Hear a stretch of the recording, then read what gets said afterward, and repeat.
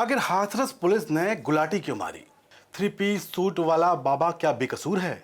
सेवादारों और आयोजक ही जिम्मेदार हैं? आज गुस्सा ना आए तो क्या हो। हाथरस का भयावह मंजर देखने के बाद रात की नींद उड़ गई।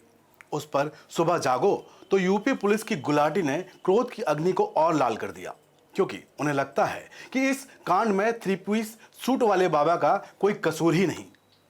नमस्कार दोस्तों, मैं हूं नितिन गुप्ता और आप देख रहे हैं बुलंद भारत टीवी। अभी तो पुलिस की जांच ही सही से शुरू नहीं हुई, उसके पहले ऐसी गुलाटी मार लोगे, ये सपने में भी नहीं सोचा था। जी दोस्तों, मैं बात कर रहा हूं यूपी पुलिस की, जिसकी माने तो हाथरस कांड में भोले बाबा बड़े भोले निकले और सेवादार और आयोजक गुनहगार, क्योंकि नारायण साकार उर्फ सूरजपाल पर कोई एफआईआर ही नहीं हुई।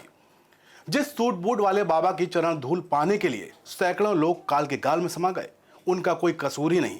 वो तो मासूम हैं। लोग पीछे दौड़ते रहे और वो आगे, क्योंकि उन्हें तो भागना था, सो निकल गए। लेकिन अब जरा सोचिए, कल तक बेहद कड़ी कार्रवाई और किसी को नहीं बख्शा जाएगा, ये वाले बयान के बीच डीजीपी हाथरस पहुंचे थे।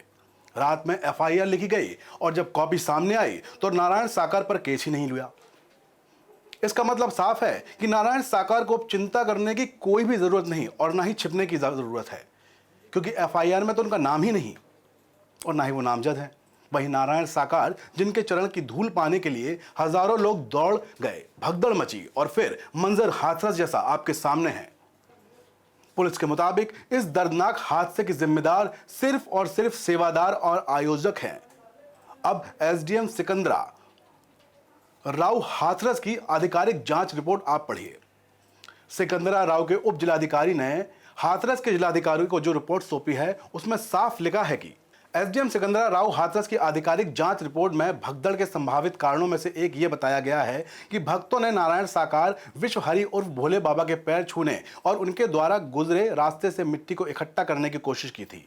भोले बाबा के निजी सुरक्षा गार्ड और सेवादारों ने भीड़ को परेशान किया, जिससे भीड़ में भगदड़ मच गई। एसडीएम ने यह रिपोर्ट हाथरस के जिलाधिकारी को सौंपी है और जिलाधिकारी ने इस रिपोर्ट को मुख्यमंत्री को सौंपा है। इस हादसे को लेकर 22 आयोजकों और पुलिस ने सेवादारों के खिलाफ मामला दर्ज किया है और बताया गया कि बाबा की गलती नहीं, गलती सेवादारों की है। तो यह कहना है हाथरस एसडीएम की रिपोर्ट का, जो उन्होंने डीएम को भेज दी है। चाहें तो आप एक बार रिपोर्ट को फिर गौर से देख सकते हैं। तो देखा आपने, अब ऐसे में बाबा कहां हैं, यह सवाल पूछने की जरूरत नहीं लगती। वहीं आपको यह भी बता दें कि हाथरस में सत्संग करने वाला बाबा सूरजपाल उर्फ भोले बाबा, उसको पुलिस जोर शोर से तलाश रही है। मैनपुर समेत कई 8 ठिकानों पर दबिश दी जा रही है। इस बीच पुलिस सूत्रों से जो जानकारी मिली है, वो ये बताती है कि बाबा मैनपुरी में ही छिपा हुआ है और किसी आश्रम में रहकर छिपा हुआ है। पुलिस जब भी उसे पकड़ेगी तब उससे पूछताछ करेगी, लेकिन क्यों? उसे तो निर्दोष पहले ही बता दिया गया है। पुलिस ने हादसे को लेकर जो एफआईआर दर्ज की है, उसमें सूरजपाल का नाम है ही नहीं। ऐसे में उसको हिरासत में लेकर या सामान्य पूछताछ करने से भी क्या फायदा? वहीं पुलिस से यह सवाल उठता है कि समागम स्थल पर पंडाल के भीतर की व्यवस्था बाबा की सिक्योरिटी टीम और वॉलंटियर्स के हवाले थी। जिला प्रशासन ने भी बाबा के पूर्व के कार्यक्रमों को देखते हुए पर्याप्त इंतजाम नहीं किए थे। एलआईयू के पास भी कोई पुख्ता रिपोर्ट नहीं थी कि कितनी भीड़ आ जाएगी। इस वजह से पुलिस बाहर से ही सुरक्षा व्यवस्था संभाल रही थी। सिपाहियों की संख्या भी भीड़ के अनुपात में बहुत कम थी। तो यह सब था, इसके बावजूद दूसरों की जिंदगी को संवारने वाले तथाकथित भोले बाबा को कुछ नहीं दिखा। शायद इसलिए उन पर कोई आरोप नहीं। बाकी क्या हुआ, यह सब दिख रहा है, आप भी देख रहे हैं और समझिए। हम आपकी आवाज को बुलंदी तक पहुंचाते रहेंगे, क्योंकि हम हैं बुलंद भारत टीवी, ताकत आपकी।